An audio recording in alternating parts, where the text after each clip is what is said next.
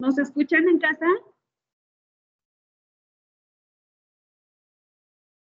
Buenos días, se escucha un ¿Alguien que poco nos cortado, conteste? doctora.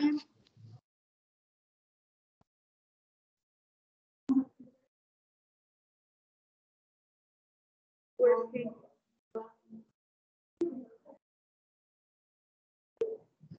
Déjame nada más.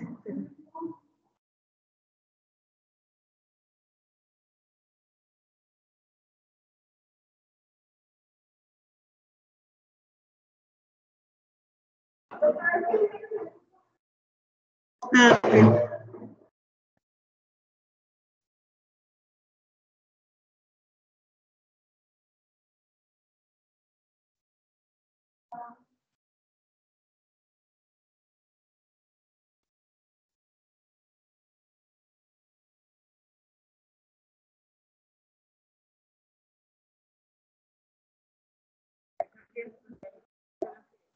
Gracias.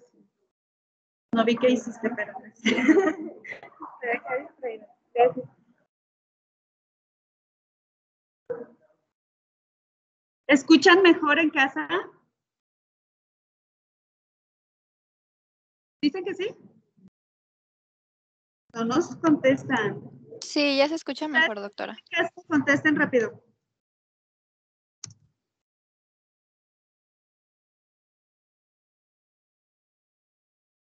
Sí, A doctora, ver, ya se pónganse escucha atentos mejor. y díganme si se escucha, por favor. ¿Alguien que nos diga si se escucha? Que no.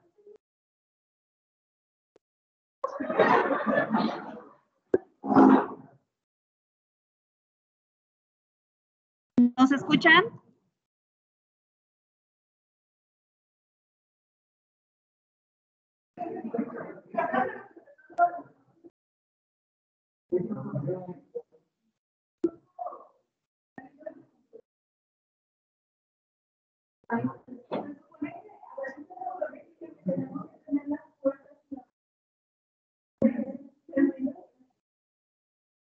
Y dice que somos responsables y que nos debe la vista, cada una social, y a pesar de que vamos a tener una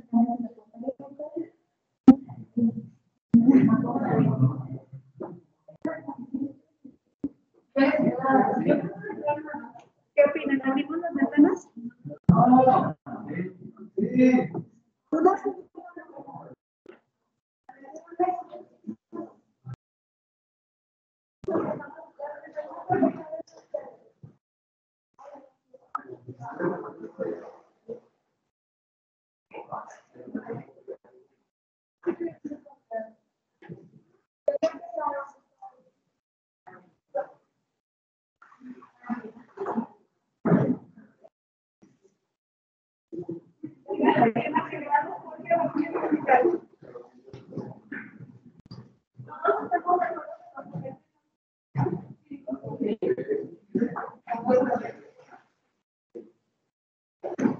Bueno, en casa, listo, ya vamos a intentarlo, ¿sale? Sí, doctora.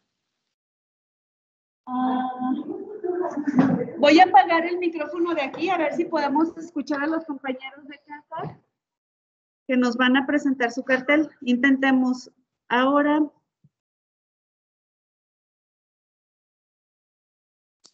¿Ya nos escucha, doctora?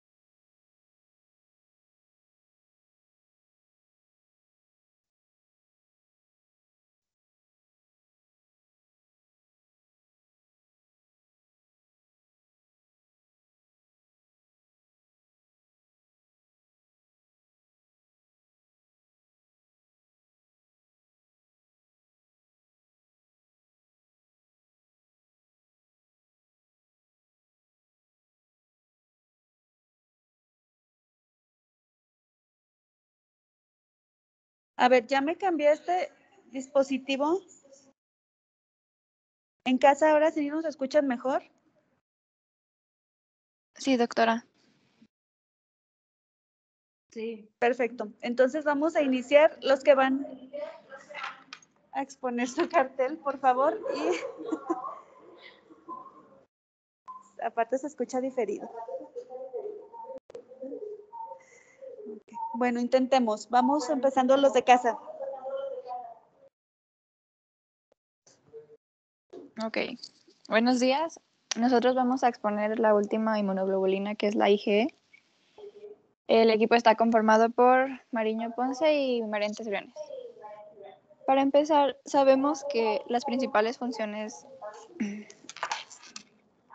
de los anticuerpos son las de neutralizar y eliminar los microbios infecciosos y las toxinas microbianas que entran en el organismo.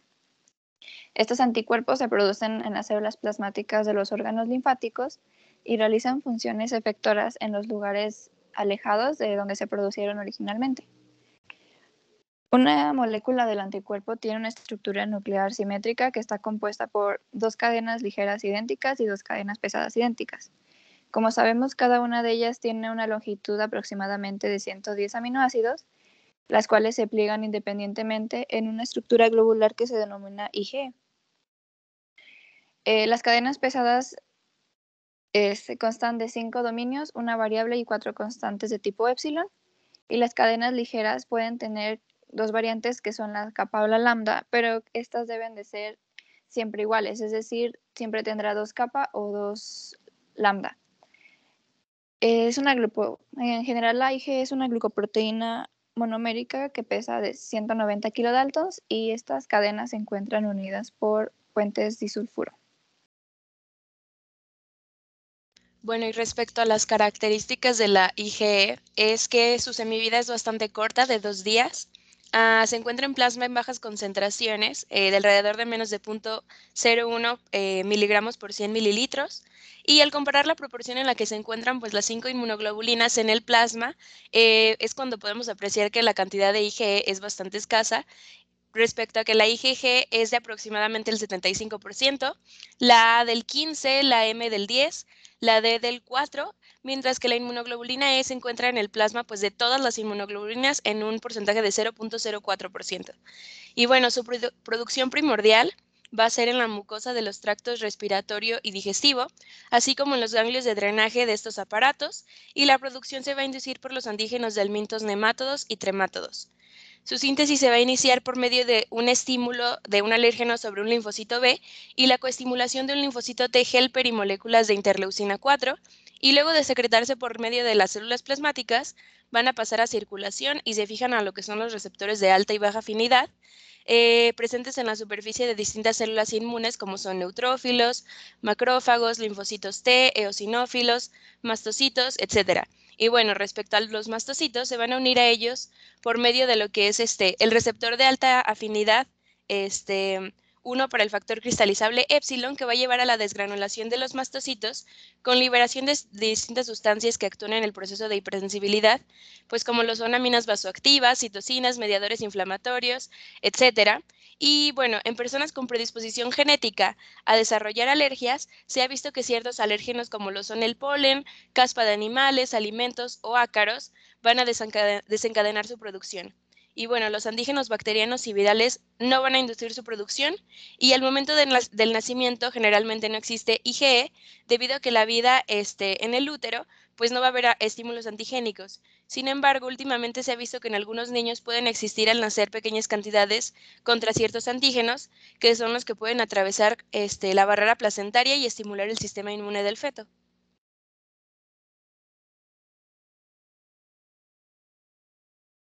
Hablando de las funciones de esta inmunoglobulina, una de las principales es la desgranulación de los mastocitos, que es la que sucede en las reacciones de hipersensibilidad inmediata.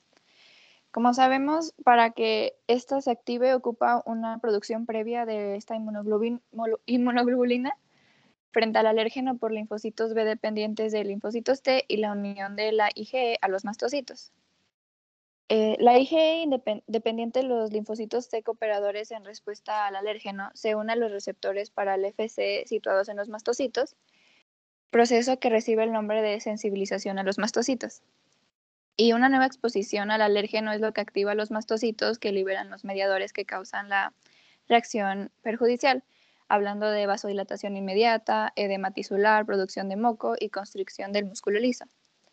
En los sujetos atópicos, es decir, a las personas que tienen predispuestas genéticamente alguna respuesta a diferentes agentes externos, producen cantidades elevadas de esta inmunoglobulina en respuesta a los alérgenos, mientras que los sujetos, digamos, normales producen generalmente otros isotipos de IgE como la IgM o la IgG y solo pequeñas cantidades de IgE. En resumen, podemos decir que esta IgE es el isotipo de anticuerpo que contiene la cadena pesada epsilon. Luego de secretarse, se une a los mastocitos por medio del receptor de alta afinidad y el contacto con el antígeno lleva a la desgranulación de los mastocitos con la liberación de aminas vasoactivas, citocinas y mediadores inflamatorios que son los que derivan del ácido araquidónico. La cantidad que se sintetice de esta inmunoglobulina depende de la capacidad del sujeto para generar linfocitos de las células auxiliares foliculares B, específicos frente a alérgenos que produzcan la interleucina 4 y la 3, porque estas son las citocinas que estimulan el cambio de clase de anticuerpo de IgE en el linfocito B. Otra de las funciones va a ser la defensa mediada por eosinófilos contra el mintos, y es que en las condiciones normales de defensa, la IgE sirve de puente de unión entre lo que es el parásito y los eosinófilos, y tiene un lugar fundamental en el control de enfermedades parasitarias, ya que incrementa la inflamación local que facilita la expulsión mecánica del parásito, además de que tiene un efecto opsonizante sobre él, que va a permitir que se fijen y degranulen los eosinófilos, los cuales pues tienen una función lítica que actúa sobre la cutícula de los parásitos para que los fagocitos entren y destruyan al parásito desde su interior. Y bueno, algunos helmintos parásitos contra los que actúa la inmunoglobulina E van a ser Schistosoma manzoni, Trichinella spiralis y Fasciola hepática. La siguiente función, por otra parte su reacción con los linfocitos T supresores, lo cual es otra función, ayuda a modular la respuesta inmune y evita que la producción de inmunoglobulina pues sea excesiva. Además, regula la circulación capilar en los sitios de inflamación, ya que genera vasodilatación y permite el mayor aflujo de plasma a la zona, para que de esta manera lleguen una mayor cantidad de anticuerpos, factores de complemento y células inmunes. Y la concentración plasmática de la inmunoglobulina E se aumenta notoriamente en algunos estados alérgicos. Y pues ya sería todo, y pues bien, aquí está nuestra bibliografía. Gracias.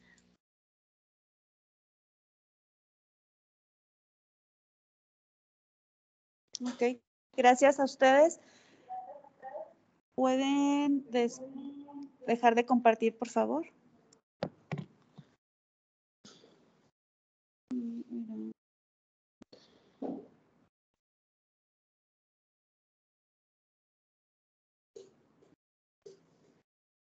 Ahora vamos a terminar de abordar unos aspectos de las inmunoglobulinas para ya cerrar el tema de inmunoglobulinas y después nos pasaríamos a bases genéticas de las enfermedades alérgicas, que es el siguiente tema que viene marcado en su programa. Les decía a sus compañeros del aula que aún no tenemos fecha de examen. Empiezan el 28, entonces en cuanto podamos ver si se consigue un auditorio, les avisamos.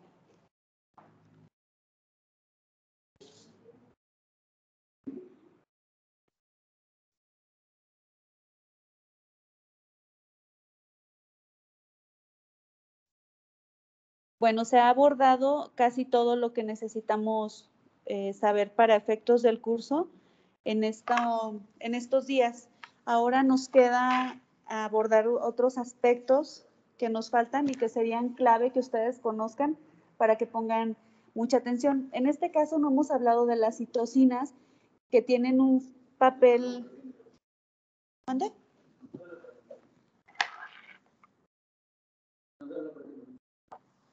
Ay, sí es cierto. Ah, no la compartí, perdón.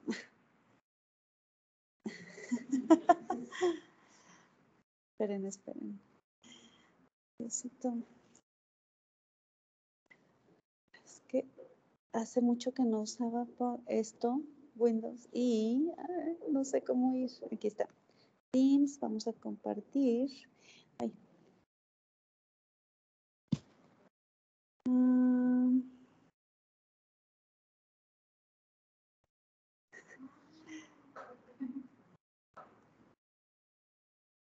¿Dónde dice compartir? Hoy no lo veo.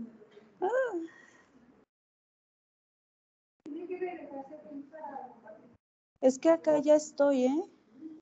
Sí, no sé por qué no se está proyectando ahora. Gracias, gracias. No se está proyectando lo que estoy haciendo.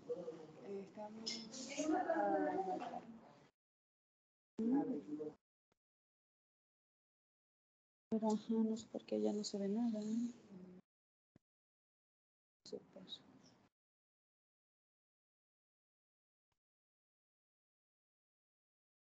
Ya. Bueno, aquí ya se ve. Sí, ¿verdad? Sí. Perdón, se me había olvidado compartir mi pantalla, pero bueno, las citocinas van a tener un papel muy importante en el cambio de clase. No solo intervienen las moléculas que ya habíamos visto. ¿Sí se escucha? Ah, sí, sí.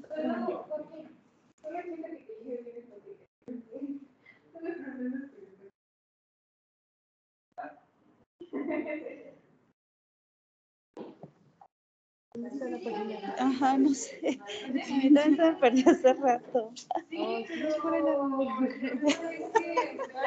¿Júralo? No, es que la tecnología no está de nuestro lado. Ya sé. Lo bueno que somos muchos. Sí. ¿Ya se ve algo? Sí, aquí está. Ay, no se ve la presentación todavía. Ya se vio aquí, pero no sé. Es que no sé por qué no sale. No sé. ¿Por qué no se ve? No sabemos. ¿Ya, verdad? Ya. Solo se ve así. Ahora era aquí, ¿no? Por aquí, por aquí. Aquí, ocultar mis Ajá. consideradores. Ay, espero que ya. ¿Sí, verdad? Pero No, ya va, ya va. Es que tarda. Ay, ya. Listo. Gracias.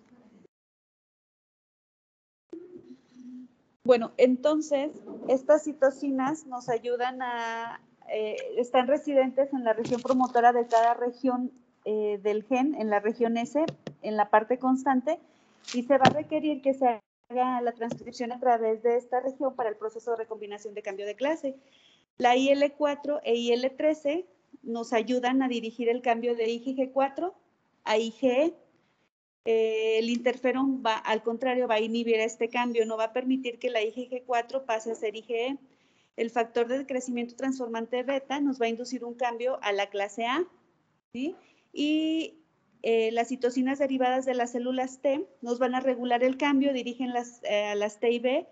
La colaboración celular va a ser necesaria para que se exprese la enzima esta que habíamos platicado, que nos ayuda en hacer el cambio de clase, y la recombinación de clase normal a través del CD40. Aquí tenemos esto un poquito más esquematizado. Tenemos cómo está nuestro RNA primario. Tenemos aquí codificadas, si se fijan, los 4 exones de la cadena MU para formar la inmunoglobulina M. Y tenemos aquí los segmentos de cola y los segmentos transmembrana. Si se fijan, esta que está de color bajito sería el gen que nos codifica para que haya inmunoglobulinas transmembrana. Y, perdón, se nos cerró la puerta. Y este rojo pálido nos codifica para la parte transmembrana. Entonces viene una poliadenación, poliadenilización o poliadenilación, eso, y nos hace que se vayan hacia uno u otro lado las inmunoglobulinas, que pueda haber unas que están ancladas en la membrana y otras que van secretadas, ¿sí? Esto es como existen los arreglos aquí en el ARN. Y ahora sí se indican desde acá, desde la transcripción, para que haya la forma secretada y la forma transmembrana. Después tenemos que, aunque las formas transmembrana, si se fijan, tienen sus colas citoplasmáticas, estas colas carecen de motivos de señalización. Si se acuerdan, el hecho de que estos colas citoplasmáticas estén ancladas en la membrana, pues nos ayuda, bueno, la transmembrana esté anclada hasta el citoplasma, perdón, nos ayuda a que pues reciban las señales y se pueda hacer la señalización. Sin embargo, como su longitud es corta, solo entre 3 y 28 aminoácidos, surge otra molécula que es la IG beta y la IG alfa, perdón, IG beta e IG alfa, que tienen dominios más largos por polipéptidos. Entonces estas dos se van a unir y ahora sí va a poder estar anclada la IgM, en este caso, hasta el citoplasma y poder señalizarse con este motivo ITAM, que es el inmunoreceptor basado en la activación de tirosina. Ahora, los anticuerpos tenemos que van a contribuir de 3 maneras principales a la inmunidad, ¿sale? Tenemos la neutralización, la opsonización y la activación del complemento. ¿Qué mecanismo efector va a tener cada una de las inmunoglobulinas? Pues esto va a depender del tipo de cadena que tengan, ¿sí? O del tipo de inmunoglobulina o el isotipo, que es como le podemos llamar también.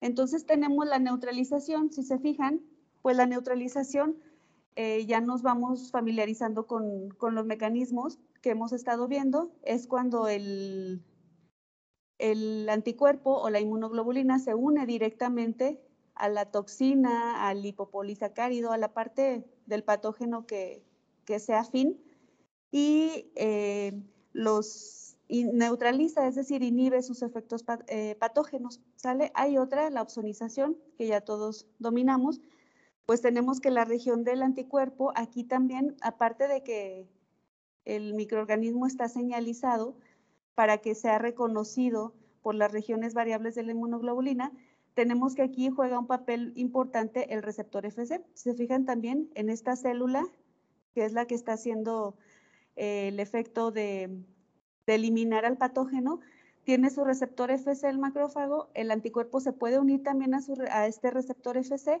y le confiere una mayor capacidad de fagocitar y eliminar al patógeno.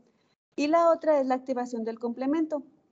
La activación del complemento, mediada también por los anticuerpos, puede, en presencia del agente patógeno y la activación del anticuerpo, nos ayuda a que se active C1Q, que es el componente inicial para que se dé la cascada del complemento y puede ya con esto ir y pues eliminar a los patógenos e incluso desencadenar el complejo de ataque a membrana y aquí también poder pues destruir al elemento patógeno. Esos son los 3 principales mecanismos efectores de las inmunoglobulinas. Entonces tenemos que el repertorio de anticuerpos primarios también va a estar diversificado por 3 procesos que codifican el gen de la inmunoglobulina. Podemos ver aquí cómo la inmunoglobulina primaria, estamos hablando aquí de la IgM específicamente, entonces ya saben, inicialmente pues se va a componer de las regiones variables que contienen los genes, como ya les había dicho, B, D, J, que el B es de variabilidad, el D es de diversidad y la J es de unión, ¿sí? Entonces, cuando hay una hipermutación somática, pues ahí acuérdense que se reordenaban otra vez estos genes en la cadena pesada y la cadena ligera, y esto se esquematiza aquí por estas líneas negras y nos ayudaba a que el anticuerpo o la inmunoglobulina pues sea más específica para este patógeno dado, digo, para el patógeno que vaya a reconocer. Después viene el cambio de clase. Si se fijan, ya no tenemos aquí una estructura primaria como la que se nos ejemplifica acá, sino que ya cambió totalmente sus cadenas. Esto pasa en las regiones carboxilo o carbono de las cadenas pesadas y esto modifica la actividad efectora, pero no la especificidad antigénica. Ya no encontré mi cursor, pero bueno. Entonces aquí es un resumen de cada clase de inmunoglobulina, cómo va a tener sus funciones especializadas y una contribución única. Esta tablita es bastante buena para que lo que sus compañeros nos presentaron en sus carteles, que por favor les voy a pedir que lo suban a la página también, para que todos podamos repasar de ahí. Y este es como un resumen todavía más concentrado de las inmunoglobulinas. Y tenemos aquí, esto me estorba. ¿Está?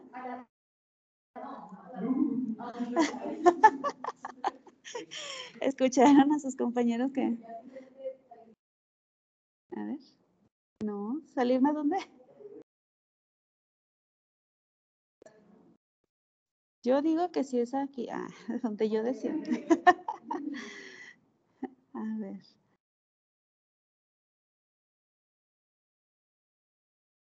Pues es que me voy a otro lado, pero no sé. A ver. Mira, lo trato de mover, pero no. A ver, el dueño de la compu, venga de favor.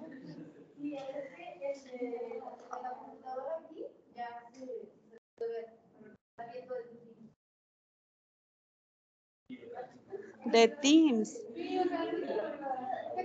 Bueno, pero sí, no lo puedo mover, no sé por qué. Bueno, aquí nos habla de la función efectora, nos habla del tipo de inmunoglobulina, empezando por la IgM, luego la IgG, todos los isotipos de IgG que son 1, 2, 3 y 4, la IgA y la IgE. Entonces, si vemos casi siempre la IgE es la que tiene más funciones, la que tiene más cantidad en el plasma. Si se fijan, la neutralización, no tengo cursor de nuevo, aquí está, es que se me pierde, pero bueno. Si ustedes se fijan, la neutralización, la opsonización, la sensibilización de las natural killer, todas, quien más lo hace es la IgG, si ustedes se fijan. Y obviamente, como era de esperarse, la sensibilización de los mastocitos, pues corre a cargo de la IgE, como tenemos acá, a la orilla, ¿sale? Y recuerden, la activación del complemento, como acabamos de ver, es una función efectora principalmente de IgM y de IgG. Y quien no tiene activación de complemento, ya lo habíamos dicho, IgG4, IgE, ¿sale? E IgD. Gracias. Ahora, como habíamos dicho, las que se transportan a través del epitelio, pues la IgA, porque es la principal en mucosas, todo tiene aquí sentido con lo que ya hemos aprendido. La que se transporta a través de placenta, IgG, la que difunde a los espacios extravasculares, tenemos a la IgG en todos sus isotipos, y un poco la IgA y la IgE. ¿Y cuál quedamos que tenía mayor concentración en suero? Igual, la IgG siempre, siempre. ¿Y la que tiene menos? La IgE. Sí, porque acá está la menos 5. Sí, la IgE. Apréndanse bien esto porque son preguntas de examen, ¿sale? Entonces, les voy a decir cuál de las inmunoglobulinas tiene menor concentración en el suero, cuál de las inmunoglobulinas no activa complemento, cuál de las inmunoglobulinas tiene ¿cuál qué? ¿A qué se dedica? Acuérdense que dijimos que no tenía todavía sus funciones bien esclarecidas, que pues ahí está en el plasma, pero que no se ha descubierto de bien a bien qué es lo que hace. Sí, pobrecita. Y aparte tiene una concentración bien chiquita.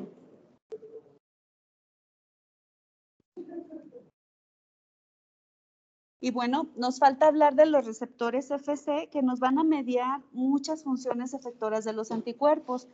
Si pensábamos que, acuérdense, solo la región FAB era la más importante, En un aspecto sí, porque son las que reconocen al antígeno y las que tienen la especificidad tan precisa y tan variable para cada uno, pero los receptores también se van a unir de manera específica a la porción FC del anticuerpo, es decir, las células eh, que ya conocemos de la respuesta inmune, mastocitos, basófilos, macrófagos, eosinófilos, van a tener sus receptores para FC y estos, cuando están unidos al anticuerpo, van a desencadenar ahora sí las señales. Y si se fijan, tenemos que muchos tipos de células pues tienen a sus receptores FC. En este caso tenemos aquí, aquí está nuestra célula plasmática, aquí están sus anticuerpos. Y dependiendo de la célula con la que trabaje, pues tiene su función efectora el receptor, ¿sí? Entonces, aquí, por ejemplo, tenemos al basófilo que está intentando eliminar a un parásito. El receptor FC está expresado, si se fijan, en la membrana también del basófilo, del eosinófilo, perdón, y pueden inducir la liberación también de histaminas y proteasas. Aquí se une directamente al anticuerpo. Entonces, aquí el anticuerpo se une con su receptor celular y es como se desencadena la liberación de histamina. En este caso, por ejemplo, ayudan a la opsonización, ya que cuando el anticuerpo se va a unir al patógeno, se crean el complejo anticuerpo patógeno. Estos receptores FC, en este caso particular, el FC alfa y el FC gamma, van a inducir la activación de macrófagos y la fagocitosis por consecuencia. Entonces, si se fijan, no es que la fracción o la inmunoglobulina actúe por sí solita, sino que los receptores para FC también están ahí listos para reconocerlos y ayudar a la eliminación por el mecanismo efector que le corresponda a cada célula. En este caso tenemos el FC neonatal, ya sabemos que pasa a la placenta, pero aparte de eso, tiene la función de que hay ciertas células, ciertos anticuerpos, que se endocitan o se fagocitan de manera inespecífica por células endoteliales. Entonces, si esto se quedara así, que se quedaran endocitados, pues ya no tendríamos los suficientes anticuerpos para desencadenar la respuesta y este receptor FC se une a estos anticuerpos que han sido fagocitados de manera inespecífica o estas inmunoglobulinas y las saca de nuevo al plasma para que puedan hacer sus funciones efectoras y protegernos. Tenemos otro receptor que nos estimula a las células, cuando las células infectadas, los anticuerpos IgG las reconocen, por ejemplo, las infectadas o las tumorales, el FC gamma va a estimular la actividad citolítica de las células NK.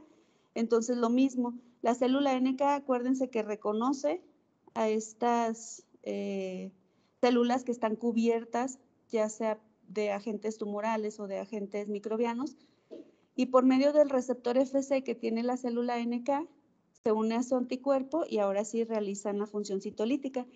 Y estos receptores, que también son pregunta de examen, el polil G, que es un receptor que se expresa en la superficie interna de las células epiteliales, pues resulta que también está en las IgM y en las IgG, este receptor, ¿sí?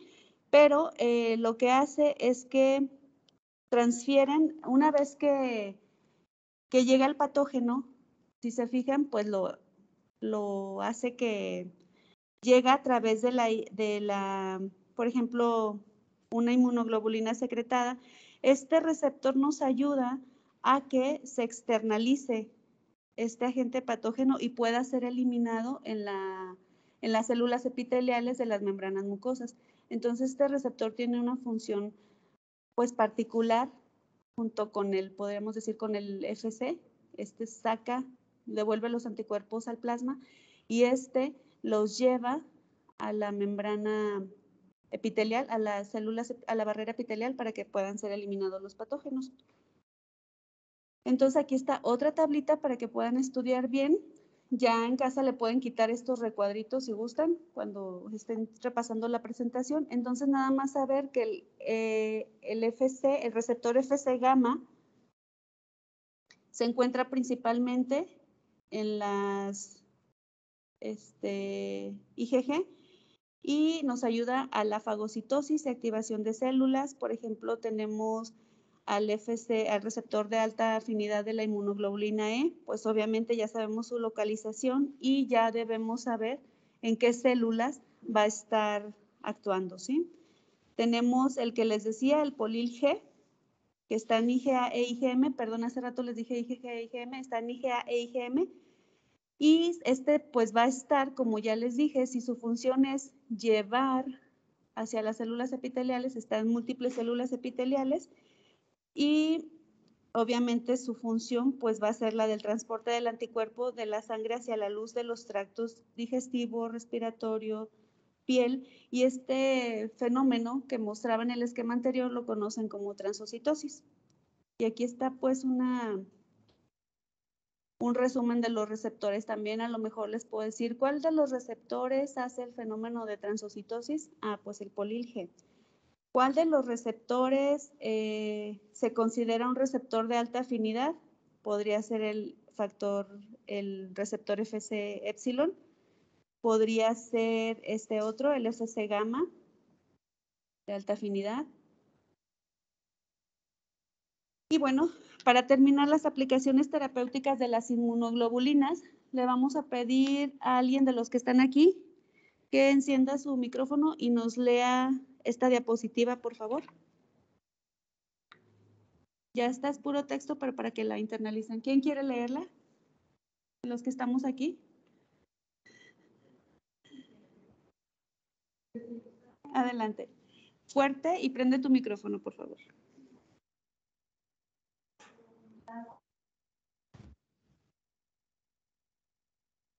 Para la un tipo de preparación de anticuerpos policlonales se genera específicamente mediante inmunización. Los anticuerpos policlonales comparten la reactividad antigénica, pero normalmente varían en el epítopo preciso reconocido, la afinidad o incluso el isotipo. Un segundo tipo de anticuerpo policlonal son las Ig policlonales combinadas, principalmente IgG aisladas de donantes sanos. Esta gamma-globulina de reemplazo se puede administrar por vía intravenosa o por vía subcutánea. La naturaleza policlonal de la IgG es deseable porque se usa para proporcionar inmunidad pasiva a pacientes con ciertas enfermedades de inmunodeficiencia. Es decir, como vamos a ver antes, hay ciertas inmunodeficiencias primarias o adquiridas que precisamente van a hacer esto, van a tener una deficiencia muy importante de inmunoglobulinas y esto les va a conferir, obviamente, por ende, un mayor riesgo, susceptibilidad a infecciones, a neoplasias. Entonces, estos pacientes pueden ser tratados, estas son las aplicaciones terapéuticas, estos pacientes pueden ser tratados con este tipo de inmunoglobulinas mediante la recombinación e ingeniería genética. Ellos las hacen aptas para inyectarlas y así, pues es como eso, te inyectan anticuerpos, ¿no? Para que te puedas defender. Esta también, por favor, ¿la pueden leer? Tú también.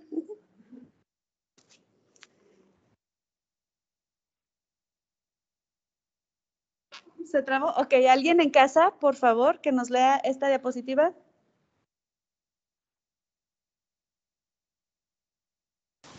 Corran, que se nos acaba el tiempo. Me gusta yo. ¿Sí me escucha? Con un poco, se escucha quedito, más fuerte.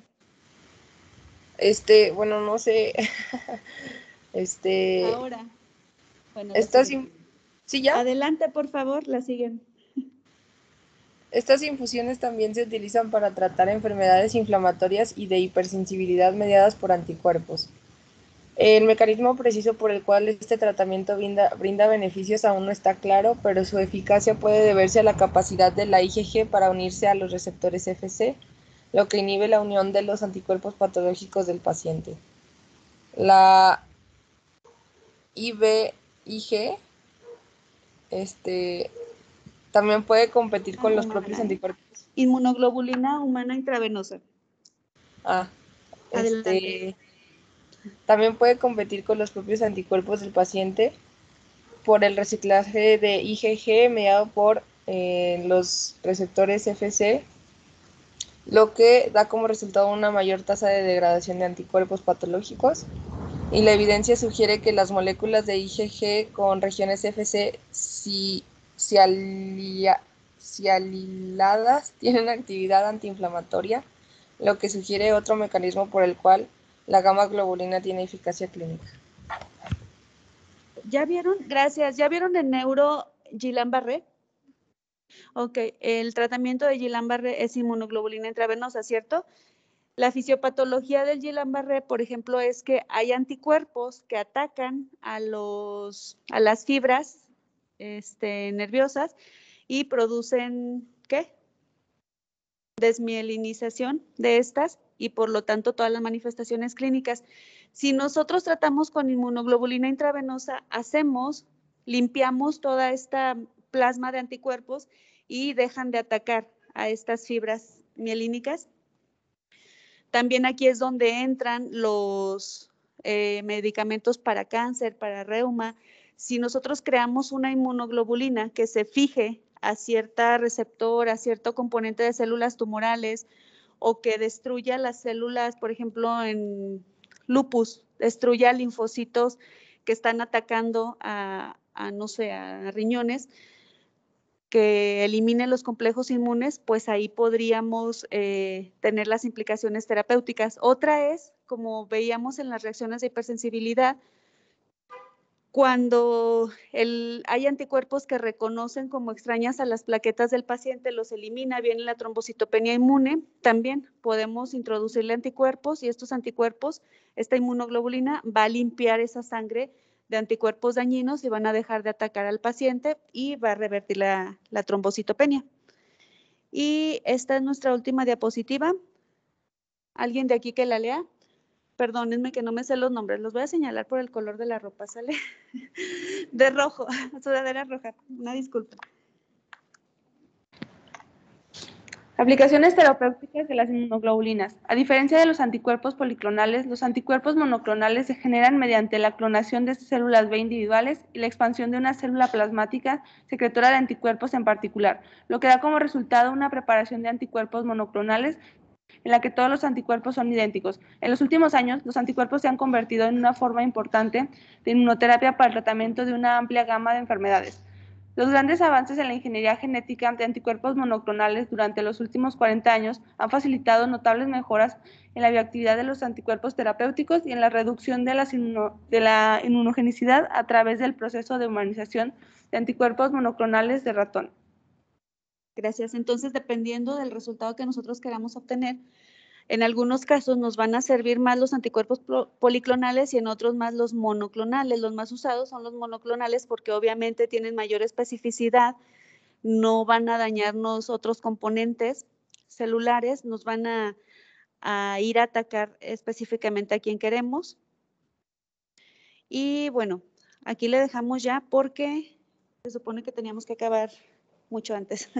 Bueno, gracias chicos, gracias a todos en casa y a los de aquí por su ayuda. Adiós. Gracias. Sí, claro.